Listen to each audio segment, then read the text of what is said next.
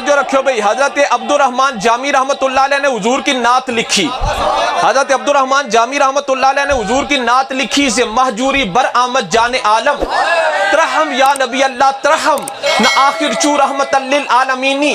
ز محرومہ چرا غافل نشینی برو آور سر از برد یمانی کے روئے تست صبح زندگانی. حضرت عبد الرحمن جامی رحمت اللہ علیہ نے حضور کی شان میں فارسی میں ایک نعت لکھی کہ ز مہجوری بر آمد جان عالم. یا رسول اللہ، جان عالم سے مراد حضور، یعنی اے جہانوں کی جان، آپ کی جدائی کے اندر ز مہجوری بر آمد جان عالم، ز مہجوری بر آمد جان عالم، آپ کی جدائی کے اندر جہان کی جان باہر آ رہی ہے. ز مہجوری بر آمد جان عالم ترحم یا نبی اللہ ترحم.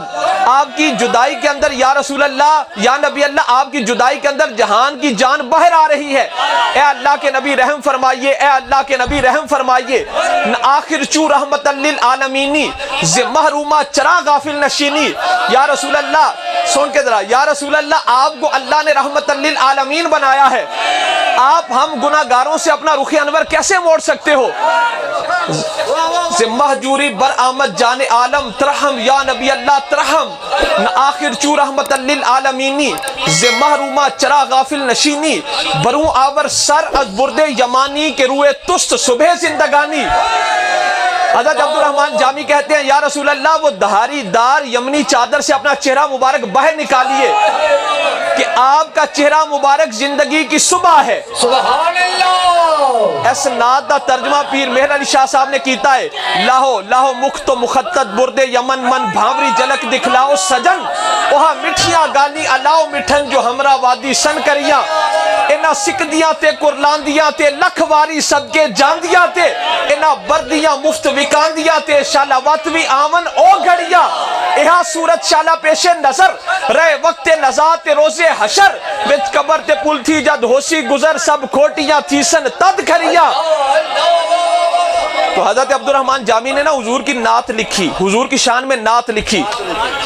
ارادہ کیتا کہ نعت جا کے حضور دی قبر انور تے پڑھاں گا. سمجھ آ رہی جے؟ اے نعت جا کے پیچھے والے نال بولے. حضرت عبد الرحمن جامی نے حضور دی شان وچ نعت لکھی تے ارادہ کیتا کہ جا کے حضور دی قبر انور تے نعت پڑھاں گا. ز مہجوری بر آمد جان عالم کہ یا رسول اللہ، آپ کی جدائی میں جہان کی جان باہر آ رہی ہے. اے نبی اللہ رحم کیجئے، رحم کیجئے. تے اے ارادہ کر کے نا مدینہ پاک پر روانہ ہوئے. جدو مدینہ پاک دے قریب پہنچے نا تے گورنر مدینہ نو خواب وچ حضور دی زیارت ہوئی. حضور نے حضرت عبد الرحمن جامی کا حلیہ بتا کر فرمایا کہ اس حلیے کا بندہ میرے شہر میں نہ آنے پائے. گورنر وہ گیا، انہیں قافلہ مدینہ پاک بھی داخل ہون تو پہلے روک لیا جس قافلے وچ حضرت عبد الرحمن جامی امام عاشقاں سن. انہیں قافلے والے نے آکھیا تسی تے جا سکتے ہو پر اے بندہ نہیں جا سکدا. حضرت عبد الرحمن جامی بھی امام عاشقاں نے، عاشقاں دے امام نے، انہاں صندوق وچ بند ہو کے یا بھیڑ بکریاں دے ریوڑ وچ رل کے دوبارہ مدینہ پاک وچ داخل ہون دی کوشش کی تھی. پر عبد الرحمن جامی ارادہ کر دینے حضور پھر اس گورنر کی خواب میں آئے. حضور نے فرمایا وہ بندہ اس طریقے نہ لاؤں دی کوشش کر رہا ہے، انہوں روک. گورنر مدینہ پھر گیا، جا کر حضرت عبد الرحمن جامی کو پکڑا، قید خانے میں قید کر دیا. تیسری رات گورنر نے حضور دی پھر زیارت ہوئی. حضور نے فرمایا قید کرنے کو کس نے کہا تھا؟ حضور نے فرمایا قید کرنے کو کس نے کہا تھا؟ تے عرض کی دی یا رسول اللہ، گورنر نے عرض کی دی یا رسول اللہ پھر انہوں تسی مدینہ وچ آن کیوں نہیں دین دے؟ حضور نے فرمایا انہیں میری ایک نعت لکھی ہے، جامی نے میری ایک نعت لکھی ہے اور اتنے عشق کے ساتھ لکھی ہے، اتنے سوچ کے ساتھ لکھی ہے کہ اگر اس نے وہ نعت میری قبر پر آ کر پڑھ دی تو مجھے اپنی قبر سے باہر آ کر اس کا استقبال کرنا. اسی سنیاں کرتیاں دے منن والے آج اسی مدینہ پاک میں جائیے تے جالی مبارک نو مس کریے تے ڈراؤنیاں شکلہ والے مولوی آ جاندے نے، آ کے کہندے نے حاضل حدید حاضل جدار لا ینفع ولا یدر. یہ تو لوہا ہے، یہ تو دیوار ہے، یہ نہ نفع دیتا ہے نہ نقصان دیتا ہے. میں کہا مولوی جی تسی حضور دے قرب تے رہندے ہو پر نور تو ہڈے چہرے تے نہیں، نور آپ کے چہرے پر نہیں. ہم حضور کی جالی مبارک کو مس کریں تو کہتے ہیں حاضل حدید یہ لوہا ہے، لا ینفع ولا یدر یہ نہ نفع دیتا ہے نہ نقصان. ہم دیوار کو مس کریں کہتے ہیں حاضل جدار یہ دیوار ہے، لا ینفع ولا یدر یہ نہ نفع دیتی ہے نہ نقصان دیتی ہے. تو میں کیا حضرت یوسف علیہ السلام مصر دے بادشاہ نے، یعقوب علیہ السلام کی آنکھوں کی بینائی چلی گئی، کہ بادشاہ ہونے دے باوجود انہوں نے مصر سے کوئی حکیم نہ بھیجا, کوئی طبیب نہ بھیجا, کوئی ڈاکٹر نہ بھیجا. کیا بھیجا؟ قرآن کہتا ہے اپنا کرتا بھیجا. سبحان اللہ. فرمایا جا کر میرے باپ کی آنکھوں پر لگانا, گئی ہوئی بینائی واپس آ جائے گی, گئی ہوئی بینائی واپس آ جائے گی.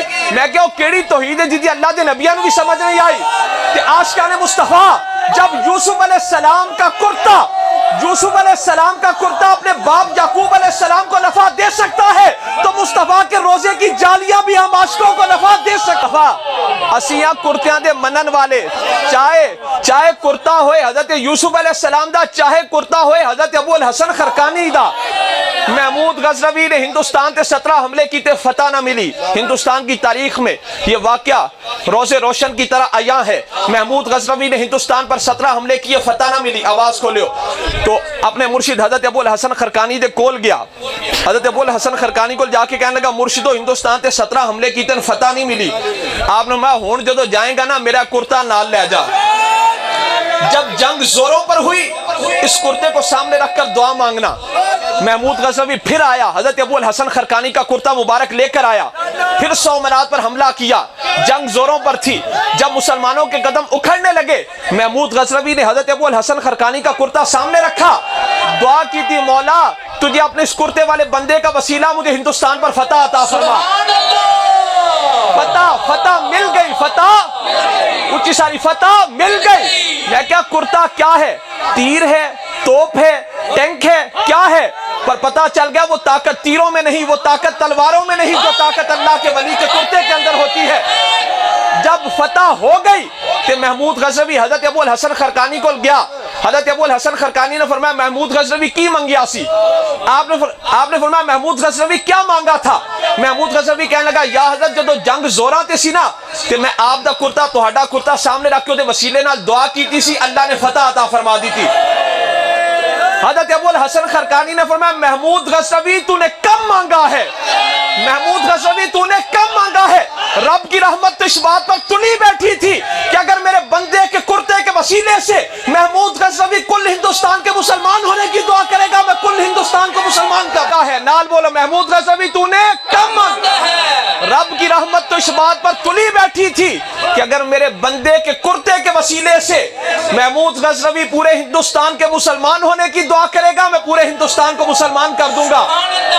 مولانا روم فرماتے ہیں اولیاء را ہست قدرت از الہ کہ تیر جستا باز گردانند زیرہ.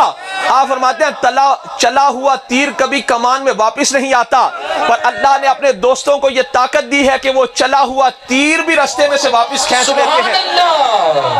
اولیاء را ہست قدرت از الہ, اولیاء کو رب کی بارگاہ سے یہ قدرت یہ طاقت حاصل ہے کہ تیر جستا باز گردانند زیرہ, کہ وہ چلا ہوا تیر بھی رستے میں سے واپس لے آتے ہیں. حضرت ابو الحسن خرقانی رحمت اللہ علیہ ایک مرید آپ دے کول آیا, آ کے کہنے لگا یا حضرت منو اجازت دیو, یا حضرت منو اجازت دیو, میں حدیث پاک دا علم حاصل کرنا چاہنا. آپ نے فرمایا تو حدیث پاک کی کون سی کتاب پڑھ؟ آپ امی ولی ہیں, ظاہری طور پر آپ نے کسی مکتب کسی مدرسے سے علم حاصل نہیں کیا. حضرت ابو الحسن خرقانی نے, آپ امی ولی نے. آپ نے فرمایا تو کون سی حدیث کی کتاب پڑھنا چاہتے ہو؟ انہیں حدیث پاک کی کتاب کا نام لیا. آپ نے فرمایا میرے پاس آ جاؤ, میں تمہیں خود حدیث پڑھاؤں گا. اب وہ آپ کا مرید حضرت ابو الحسن خرقانی کا مرید کتاب لے کر آپ کے سامنے بیٹھ گیا, وہ حدیث پڑھتا ہے.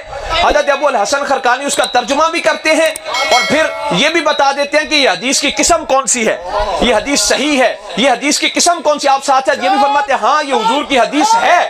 پھر وہ بندہ حدیث پڑھتا ہے, آپ ترجمہ کر کے کہتے ہیں یہ حضور کی حدیث نہیں ہے.